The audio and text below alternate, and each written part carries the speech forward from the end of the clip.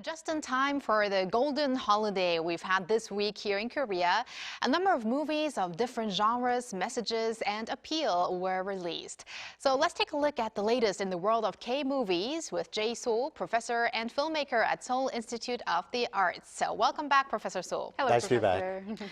All right, so Koreans have just come back from a long holiday earlier this week. We had Children's Day, we had Buddha's birthday, and that's why also many people flocked to the movie theaters, including myself. So, Professor Soh, how's the box office looking this month so far? Well, because of that boost, basically it was from May 2nd until the 6th, so it's like almost a 5-day, including the weekend thing. So basically the box office for that weekend was basically about, they brought in about $10.8 million, and about a million more audience members came during the weekend than the previous one. So it's like a 54% boost. So I think definitely it really kicked in. But I think also the release of, the movie Thunderbolts actually helped to spur, all the things. And then the Korean movies that came out at the same time, like Virus or Holy Night, Demon Hunter, those did really well. But I think what's interesting now is, we're suffering, the Korean cinema is suffering because not a lot of people are going to cinemas, but we need these kinds of holidays to get people back in. And what's kind of fascinating is, it's a movie called King of Kings that came out on April 11th. So I guess it's like around this time, but it's a Korean animation film basically about Jesus, and it's brought in $65 million at the box office in the US, so it's a big hit there. So not exactly with our weekend, but Korean cinema is doing really well globally right now. Yeah. It's definitely good to see those rise in the audiences in movie theaters during these holidays.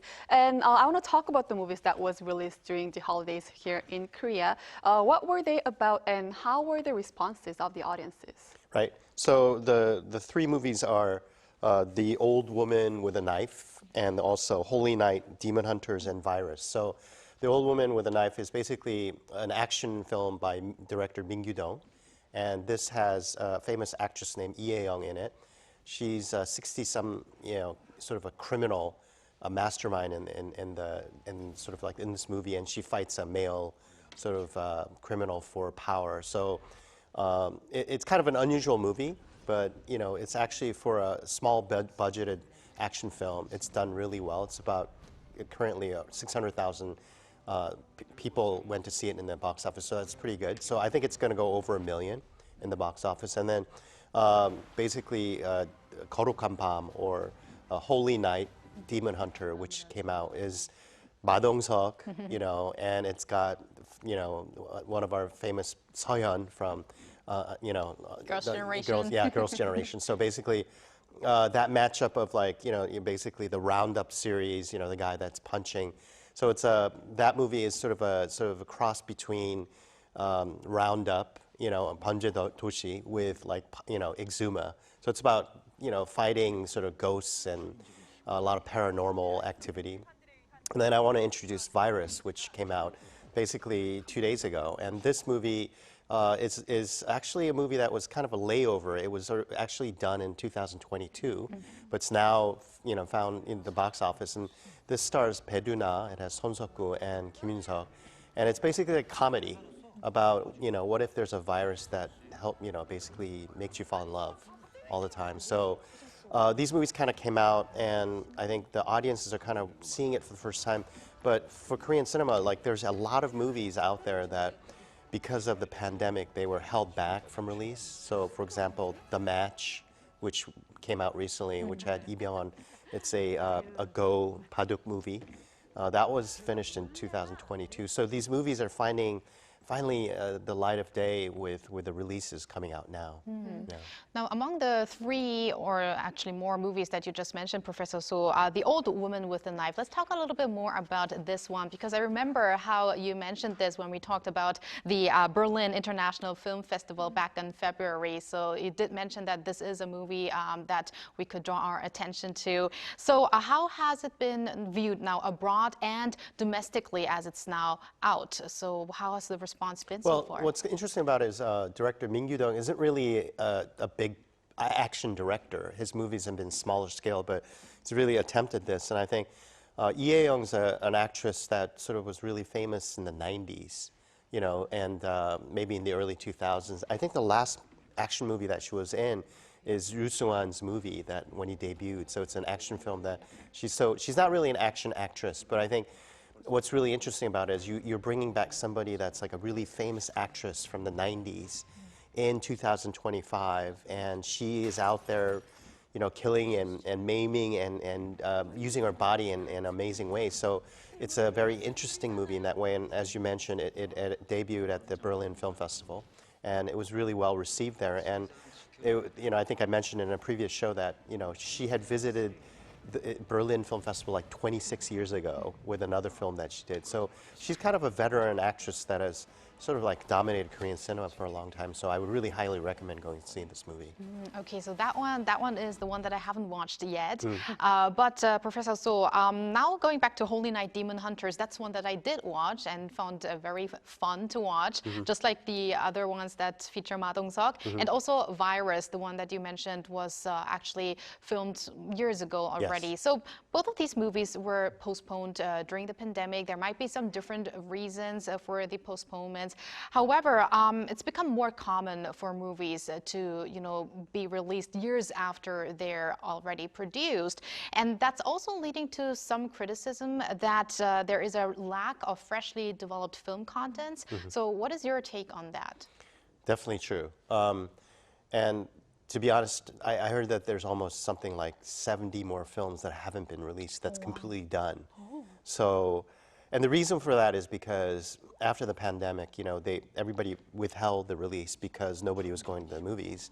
And they saw that all these bigger films than these films had crashed the box office, you know, previously. So they held it back. And so we have sort of in store all these movies that are wanting to release with big stars in it, but it's now seeing the light of day. And so the problem is that not new material is being made, as you mentioned. So right now, for example, you know, I teach film, and a lot of times I actually get calls from production companies in Korea that ask me and makes my students if they have, you know, feature-length screenplay ideas, because everybody's writing for, you know, the streaming services, OTT, so Netflix or Disney Plus or Wave or all the, you know, it goes on television instead of in the big screen. So there is sort of, we have a backlog of movies that need to be released. The producers are scared to release it.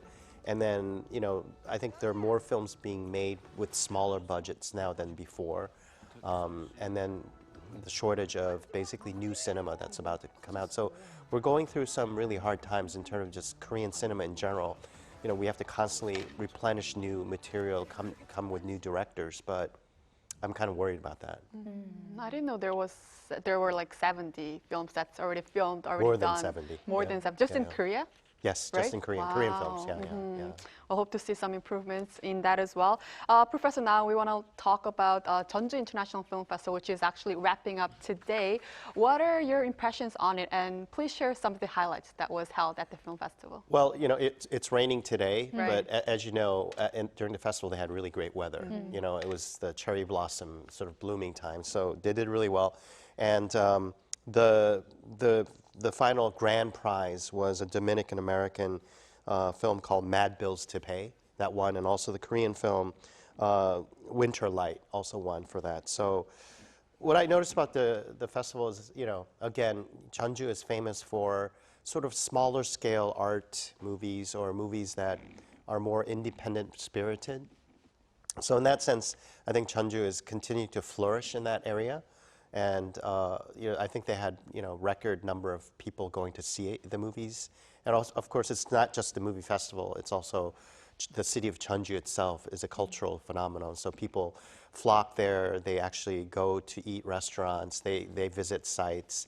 So in promoting the city, it's definitely, like many other film festivals, it has that kind of flair. But I think this year's festival was definitely, you know, kind of a refresher from what's happening politically in Korea. As you know, we're going through a lot of stuff. So I think people were flocking just to get away from all that.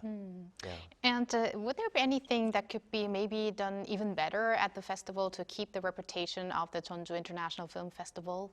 Well, you know, we are living in the age of AI, and I know the Busan Film Festival because they're genre-oriented, you know, they did have an AI-oriented sort of theme.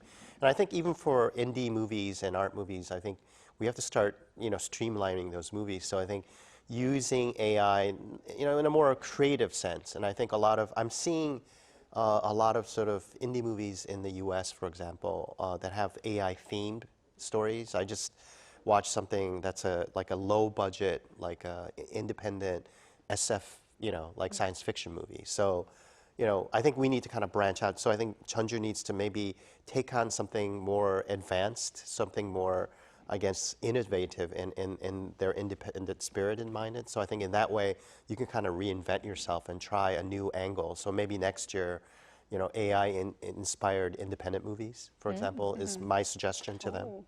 Good idea. Yeah. We'll keep that in mind Yes, for next definitely. year. And just to end off briefly, do you think these Golden Week holidays and also film festivals will, you know, have a carryover atmosphere, this carryover to the cinema scene this month and beyond as well? I think the holidays definitely, you know, because people are, you know, they went there, they had fun.